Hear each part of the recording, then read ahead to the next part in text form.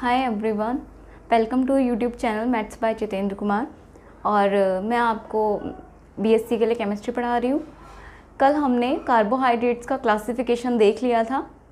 Carbohydrates के classification में हमने तीन तरह से हमने कर लिया था, शुगर यूनिट के बेस पर, और सेकंड हमने किया था फंक्शनल ग्रुप के बेस पर क्लासिफिकेशन, और थर्ड हमने देखा था उसके टेस्ट के बेस पर क्लासिफिकेशन। और आज हम देखेंगे रिड्यूसिंग नेचर के बेस पर उसका क्लासिफिकेशन कार्बोहाइड्रेट्स का। तो आपका 4 टाइप में है कि on the basis of reducing nature. अब रिड्यूसिंग नेचर के बेस पर जो कार्बोहाइड्रेट्स है उन्हीं 2 पार्ट्स में कैटेगराइज किया गया है। देखिए, रिड्यूसिंग शुगर्स और नॉन रिड्यूसिंग शुगर। तो नंबर 1 है आपका रिड्यूसिंग शुगर्स। रिड्यूसिंग शुगर्स क्या होते हैं? वो carbohydrates which reduces Fehling solutions, tolerance reagents and Benedict solution, such carbohydrates are reducing sugars. यानी कि वो कार्बोहाइड्रेट्स जो क्या करते हैं, फेलिंग सॉल्यूशन और टॉलरेंस रिएजेंट्स और बेंडिंग सॉल्यूशंस को रिड्यूस कर देते हैं, उन्हें हम बोलते हैं रिड्यूसिंग शुगर्स। और अभी मैं आपको बता दूंगी कि फेलिंग सॉल्यूशंस क्या होता है और टॉलरेंस रिएजेंट्स और बेंडिंग सॉल्यूशन क्या होता है। वैसे आपको जब मैं प्रिपरेशन ऑफ ग्लूकोज या प्रॉपर्टीज ग्लूकोज की पढ़ाऊंगी तब मैं ये तीनों बताऊंगी, लेकिन अभी फ़िलहाल भी बता दूंगी। तो इनके एग्जाम्पल देख लीजिए। All monosaccharides, disaccharides except sucrose.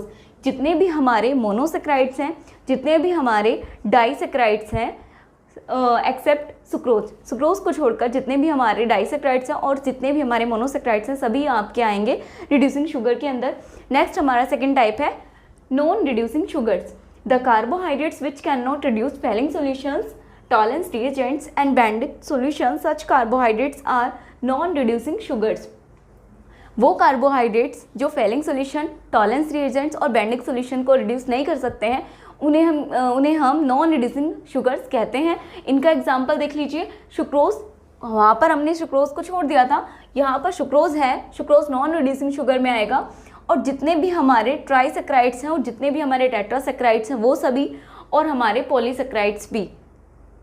यानी कि कल जब हमने उसको कैटेगराइज किया था शुगर यूनिट की बेस पर, तो हमने उसको पहले मोनोसेक्राइड में कैटेगराइज किया था, फिर ओलिगोसेक्राइड्स में। ओलिगोसेक्राइड्स में भी हमने उसको फर्दर क्लासीफाई किया था, किसमें, डाई, ट्राई, टेट्रा में। और उसके बाद हमारा थर्ड था पॉलीसेक्राइड्स। तो आपको याद रखना है कि जो मोनो है और जो ओलिगो में डाइसेक्राइड्स ये आएंगे स्टार्टिंग के 2, किसमें, आपके रिड्यूसिंग शुगर में। और फिर आपका बचता है ट्राइसेक्राइड्स, टेट्रासेक्राइड्स और थर्ड वाला पॉलीसेक्राइड्स, वो आपके आएंगे नॉन रिड्यूसिंग शुगर्स के अंदर। ठीक है, अब मैं आपको बता देती हूँ कि फेलिंग सॉल्यूशन क्या होता है बच्चों।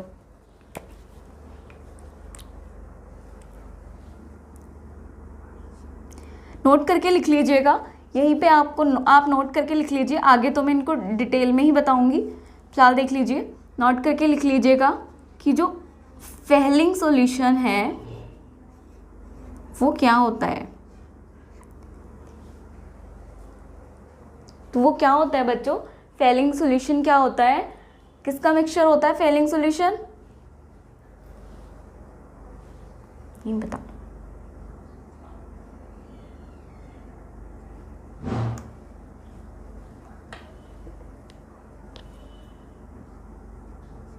फेलिंग सॉल्यूशन होता है आपका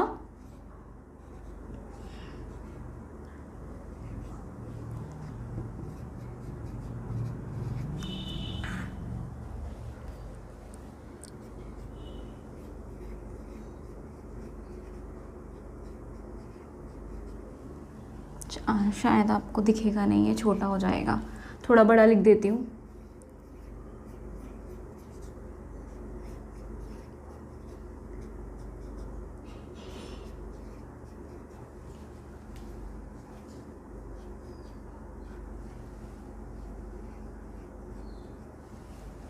फेलिंग सॉल्यूशन जो आपका होता है वो होता है आपका कॉपर सल्फेट पेंटाहाइड्रेट, और आपका होता है पोटेशियम सोडियम टार्ट्रेट टेट्राहाइड्रेट का मिक्सचर। मैं यहाँ पे नाम भी लिख देती हूँ।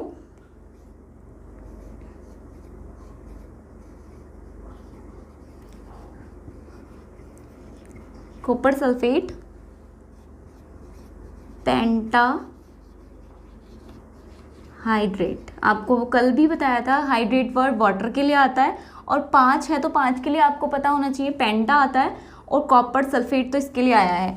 अब यहाँ पर देखिए ये टार्ट्रिक एसिड जो आपका है उसका सॉल्यूशन टार्ट्रिक एसिड का ही कंपाउंड है। तो देखो यहाँ पे इसलिए हम नाम में टार्ट्रेट आएगा और यहाँ पे सोडियम भी आ रहा है और यहाँ पे पोटेशियम भी आ रहा है, तो इसका नाम हो जाएगा, इसका नाम मैं यहाँ पे लिख देती हूँ पोटेशियम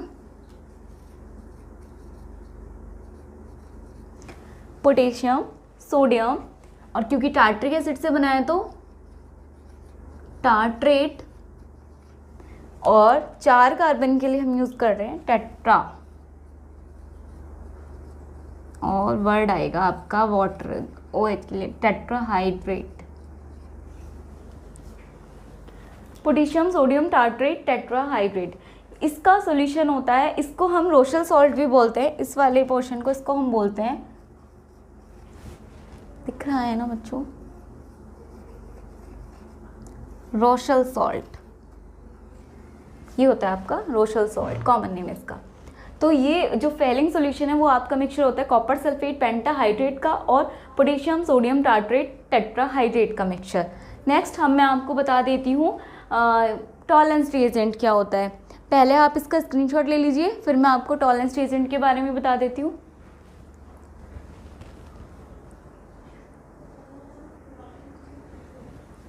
आप सभी ने स्क्रीनशॉट ले लिया होगा।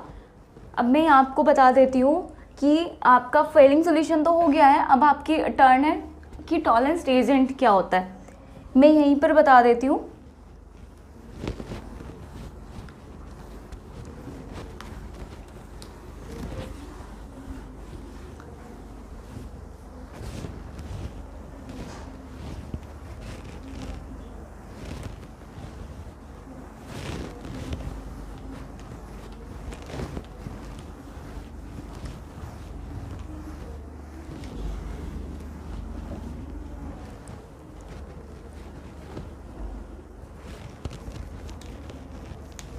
नोट में ही करके डाल दीजिए टॉलेंस रिएजेंट के बारे में। तो टॉलेंस रिएजेंट्स होता है आपका बच्चों,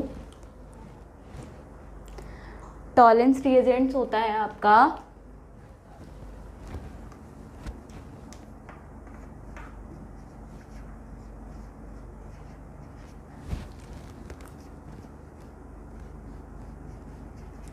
AgNO3 प्लस NH3।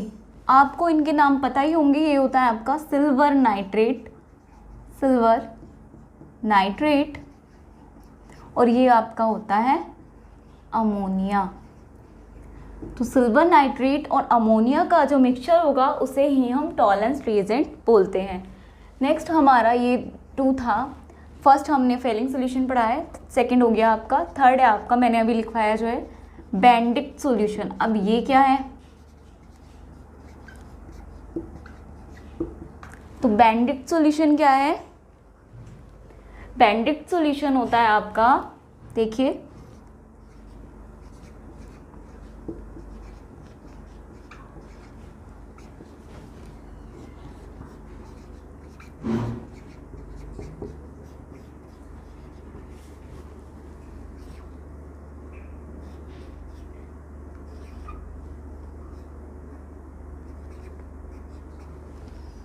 ये होता है आपका बैंड 6 है, ये आपका है बेंडिक्ट सॉल्यूशन। मैं इनके नाम लिख देती हूँ। ये तो आपका है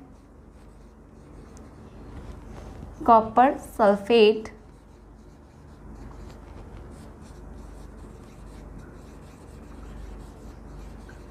पेंटाहाइड्रेट, और ये आपका ये हमारा उसमें भी था फेलिंग सॉल्यूशन में ही, और ये आपका होता है सोडियम कार्बोनेट,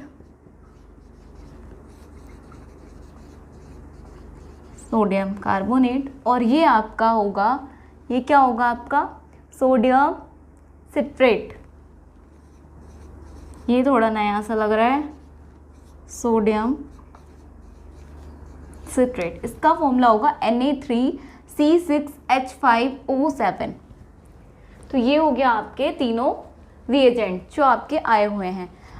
अब मैंने आपको जो पढ़ाया है वो यही पढ़ाया है कि जो फेलिंग सॉल्यूशन टॉलरेंस एजेंट्स और बेंडिक्ट सॉल्यूशन को रिड्यूस कर दे वो रिड्यूसिंग शुगर, और जो रिड्यूस नहीं करे वो non reducing sugar. It's very simple. चलिए एक बार इसका भी स्क्रीनशॉट ले लीजिए।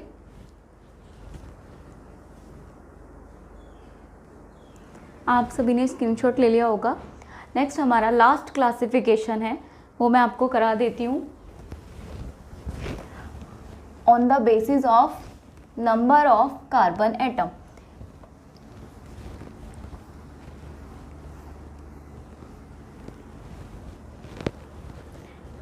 On the basis of number of carbon atom.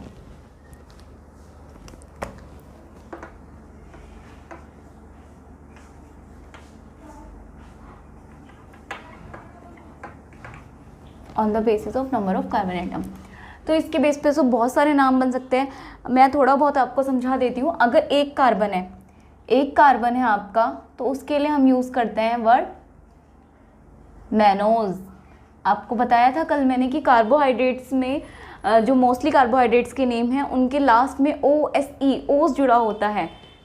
तो 1 कार्बन के लिए हम यूज़ करेंगे मैनोज, 2 कार्बन के लिए हम यूज़ करेंगे डाइओज, इसी तरह आप 3 कार्बन के लिए हम यूज़ करेंगे ट्राइओज, और इसी तरह 4 कार्बन के लिए हम यूज़ करेंगे टेट्रोज, और 5 कार्बन के लिए हम यूज़ करेंगे पेंटोज। ये नाम भी आपको देखने को मिलेंगे, इसलिए मैंने एक बार आप यहाँ पे डिस्कस कर दिया है, ठीक है। इसी तरह आपके 6 में हेक्सोज, ये भी आप नाम देखोगे।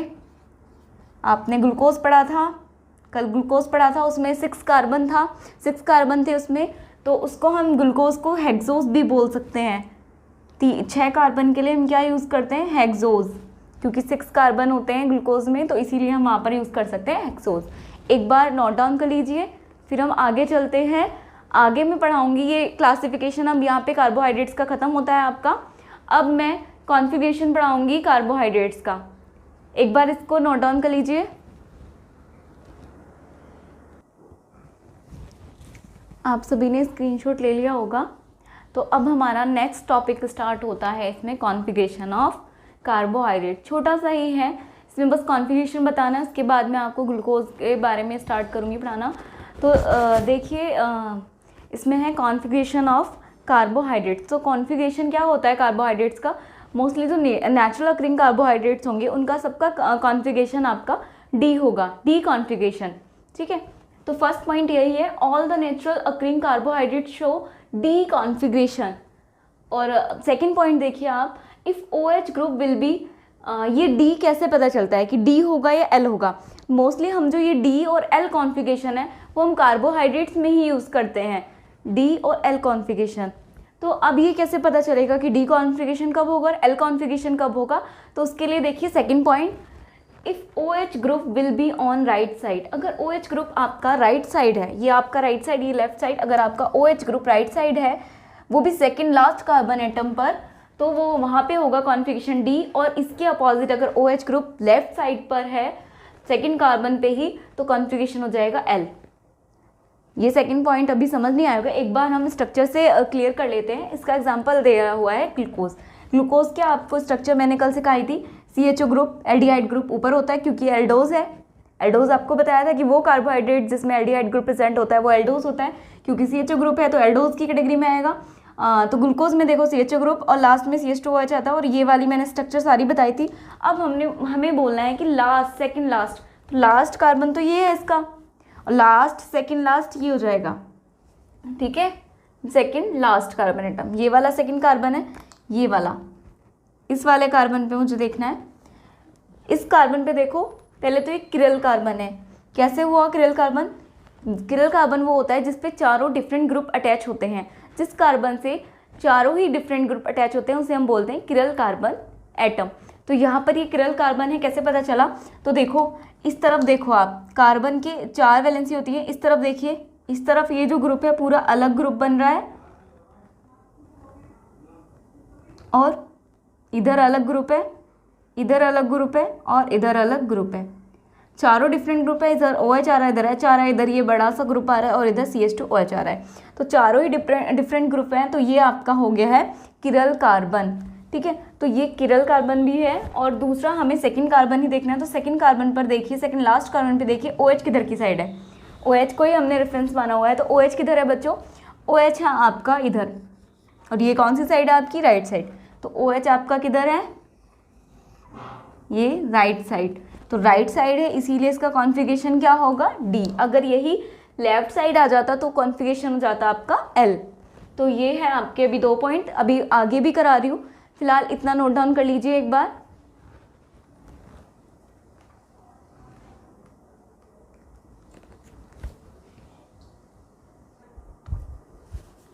आप सभी ने स्क्रीनशॉट ले लिया होगा। तो अब देखिए हम पढ़ने वाले हैं इसके बारे में आगे के पॉइंट्स।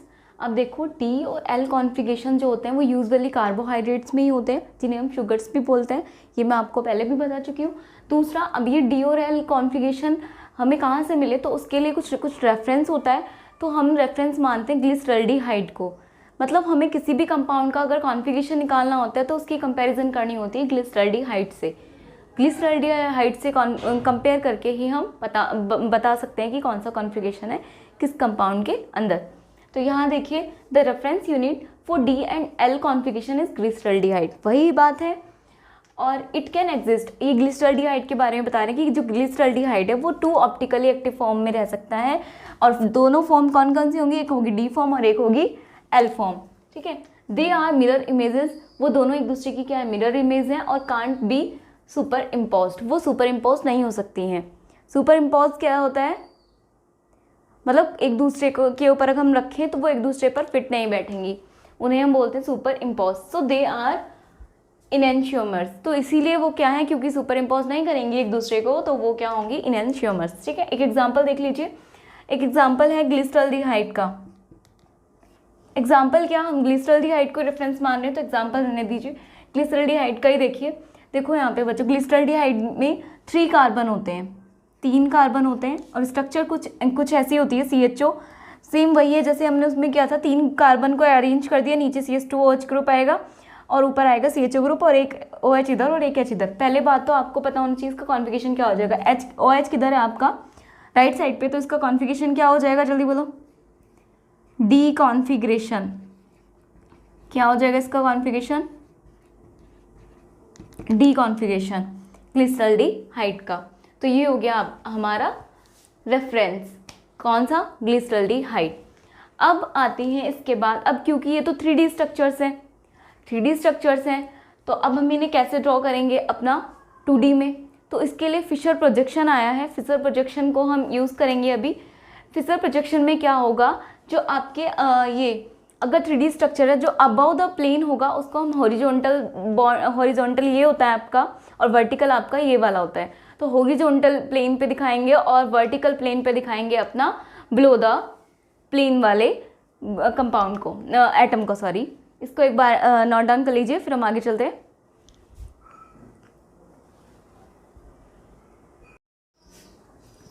आप सभी ने वो नोट डाउन कर लिया होगा। अब हम अपना आगे चलते हैं फिशर प्रोजेक्शन के बारे में। तो फिशर प्रोजेक्शन में पहले तो आप ध्यान रख लीजिए कि जो अबव द प्लेन होगा, जैसे इसमें है अबव द प्लेन जो होगा, या फिर जो आपकी अपनी तरफ आते हुए दिखेगा आपको, उसे तो हम हॉरिजॉन्टल शो करेंगे, और जो बिलो द प्लेन होगा या जो आपसे दूर जाता हुआ दिखाई देगा बॉन्ड, उसे हम वर्टिकल शो करेंगे। क्योंकि हम फिशर प्रोजेक्शन में टेट्राहेड्रल स्ट्रक्चर है सपोज करो, तो उसे हम ऐसे ही रिप्रेजेंट करेंगे 2D में। 3D स्ट्रक्चर को तो हम इस पर रिप्रेजेंट नहीं कर सकते, तो इस तरह ही अपने 2D को रिप्रेजेंट करेंगे। अब ऐसे तो इमेजिन नहीं कर सकते ना हम, तो हमने इसको ऐसे इमेजिन किया हुआ है 2D में, ठीक है। तो उसे कैसे रिप्रेजेंट करेंगे, देखो यहाँ पे CHO इधर ही रहेगा, और हमारा जो कार्बन है, कार्बन को हम पेपर के प्लेन में ही सपोज करते हैं, तो कार्बन को ऐसे ही रखेंगे। अब CHO ऊपर ही रहेगा, ये आपको याद ही रखना है। जो एल्डिहाइड ग्रुप है वो टॉप पर ही रहता है, और आपका जो कार्बन है वो पेपर के प्लेन में ही रहेगा। और नेक्स्ट आप देखिए यहाँ पे जो एल्डिहाइड ग्रुप है, हमने इसे ऊपर रख दिया, कार्बन को पेपर के प्लेन में रखा, और जो ये वाले बॉन्ड हैं ये आपको अपनी साइड आते हुए दिख रहे हैं। अगर आप यहाँ पे खड़े हो तो ये देखो, ये आपको अपनी साइड आते हुए दिख रहे हैं, तो इनको हमने हॉरिजॉन्टल शो करा, एक OH इधर और H इधर, और ये आपका नीचे आएगा। सबसे ऊपर जो हमारा ग्रुप आता है वो मोस्ट हाई ऑक्सीडाइज्ड ग्रुप आता है ऊपर, सबसे ऊपर, और जो लीस्ट ऑक्सीडाइज्ड होता है उसे हम सबसे नीचे रखते हैं, ठीक है। इसी तरह आप आगे देखिए, इसमें तो ये हो गया। इसी तरह इसमें भी देखो, ये वाला जो ग्रुप है, ये वाला और ये वाला, ये आपको कैसे दिख रहे हैं अपनी साइड आते हुए, तो इसको हॉरिजॉन्टल ही दिखाया है, और ये वाले दो हो गए वर्टिकल। ये आपका होता है वर्टिकल और ऐसे होता है आपका हॉरिजॉन्टल, यानी कि ये वाला वर्टिकल है और ये वाले दो हॉरिजॉन्टल है। अब आप देखो यहाँ पे इस वाले में देखो, जो OH ग्रुप है वो किधर की साइड आ रहा है, आपके राइट साइड आ रहा है, तो इसका कॉन्फ़िगरेशन कैसा हो गया, D। और इधर OH किधर साइड आ रहा है, लेफ्ट साइड, तो इसका कॉन्फ़िगरेशन कैसा हो गया, L। ये आपका फिजर प्रोजेक्शन। फिजर प्रोजेक्शन से किसी भी कंपाउंड की हम किसमें स्ट्रक्चर बना, फिजर प्रोजेक्शन से स्ट्रक्चर ड्रॉ कर सकते हैं हॉरिजॉन्टल और वर्टिकल शो करके अपने पॉइंट्स को। ठीक है, ये था आपका फिजर प्रोजेक्शन, और ये आपका खत्म होता है यहाँ पे टॉपिक कॉन्फ़िगरेशन ऑफ कार्बोहाइड्रेट्स। अब नेक्स्ट हम चल रहे हैं प्रॉपर्टीज ऑफ ग्लूकोज की साइड। तो पहले आप इसको एक बार नोट डाउन कर लीजिए।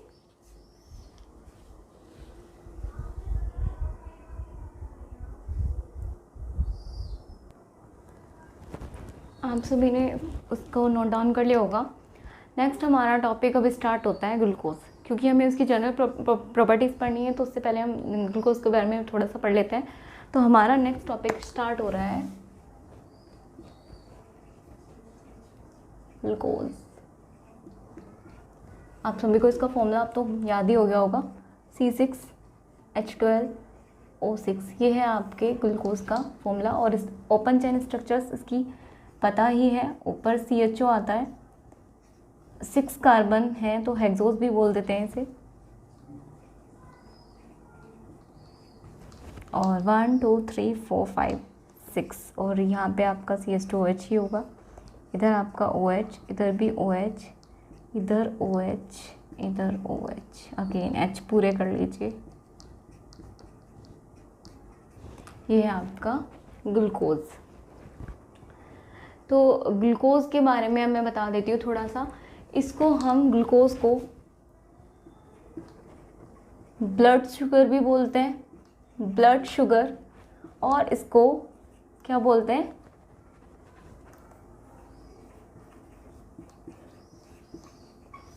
ग्रेप शुगर भी बोलते हैं, और इसको हम डी ग्लूकोज भी बोलते हैं। अब मैं बता देती हूँ ये क्यों बोलते हैं। ह्यूमन बॉडी में जो ब्लड है और यूरिन, उसमें कुछ क्वांटिटी में हमारा ग्लूकोज भी प्रेजेंट होता है, इसलिए हम इसे ब्लड शुगर बोल देते हैं। दूसरा, जो राइप ग्रेप हैं उसमें 20 to 30% तक हमारा क्या होता है, ग्लूकोज होता है, इसलिए हम इसको ग्रेप शुगर भी बोल देते हैं। थर्ड हमारा डी ग्लूकोज। अब तो पता ही हो गया होगा कि डी ग्लूकोज क्यों बोल रहे हैं, कॉन्फ़िगरेशन इसका डी है इसलिए डी ग्लूकोज बोल रहे हैं। कैसे पता चला कॉन्फ़िगरेशन इसका डी है, क्योंकि सेकेंड लास्ट कार्बन ये रहा और इस पर OH किधर है, लेफ्ट साइड, तो ये हमारा क्या है, डी ग्लूकोज है। तो ये इसके अलग अलग नाम है ग्लूकोज के बारे में। अब हम ग्लूकोज के बारे में तो पढ़ चुके हैं, अब ग्लूकोज की फिजिकल प्रॉपर्टीज़ और केमिकल प्रॉपर्टीज़ पढ़ेंगे, वो हम करेंगे कल डिस्कस। आज के लिए इतना ही। Keep learning. Thank you.